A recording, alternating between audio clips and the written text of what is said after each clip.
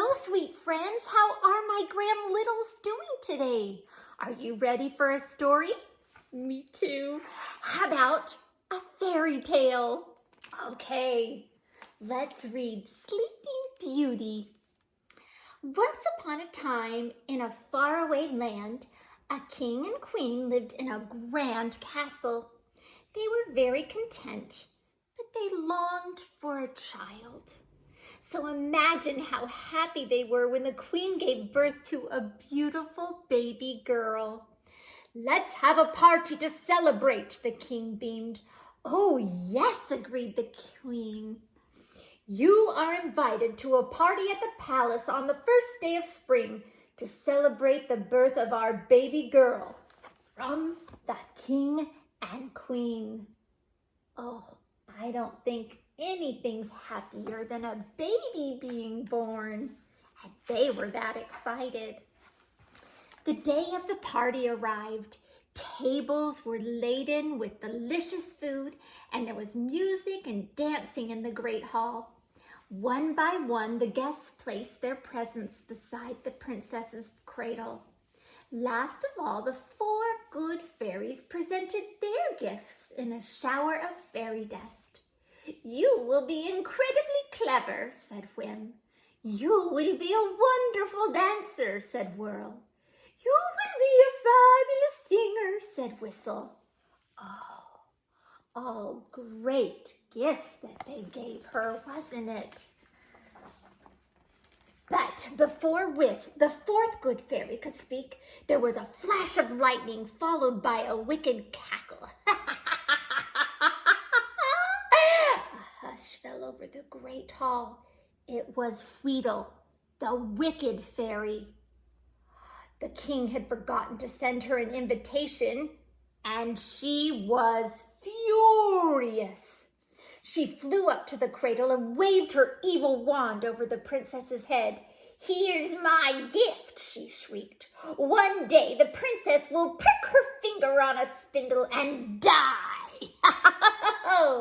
Then she disappeared in a puff of smoke. Psh! Oh, what a terrible thing to have happen at your party for your baby. Everyone gasped. The queen sobbed, and the king shouted for the guards to burn every spinning wheel and spindle in the land. Then Wisp fluttered over. "I cannot break the spell," she said, "but I can change it. If the princess does prick her finger, she will not die. She will fall into a deep sleep and will one day be woken by the kiss of one true love." Wow. Guess that's a better alternative. Wow. The years passed, and the princess grew up to be everything the good fairies had promised. Then one day, the princess was exploring the castle when she came across a tower she had never seen before. She climbed the steep steps and entered a tiny room. There in the corner was a long-forgotten spinning wheel. "Oh, ouch!" The princess had never seen anything like it. She brushed off the cobwebs and pricked her finger. She instantly fell into a deep, deep sleep. Oh, she probably had no idea. And that is how the king and queen found her. The good fairies tried to help, but there was nothing they could do to wake the princess. They laid her on a bed, and then the fairies cast a gentle spell over the whole castle. Everyone from the king to the cook's cat fell into a deep, deep sleep.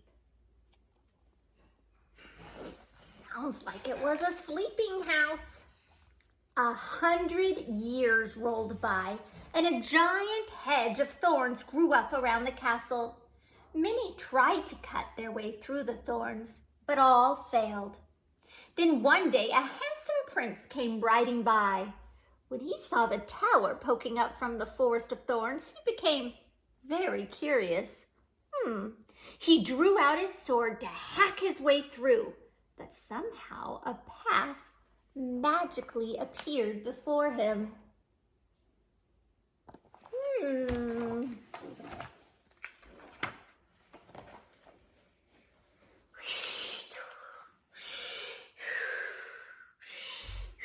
At last the prince came to the sleeping castle.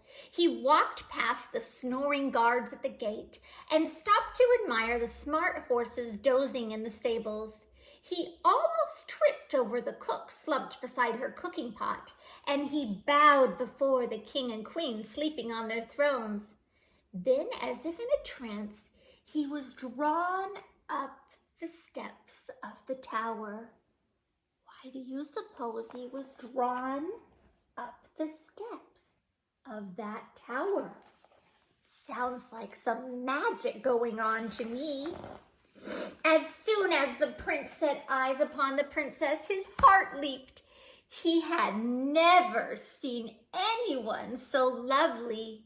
He bent down and kissed her gently on the lips. The princess opened her eyes and smiled.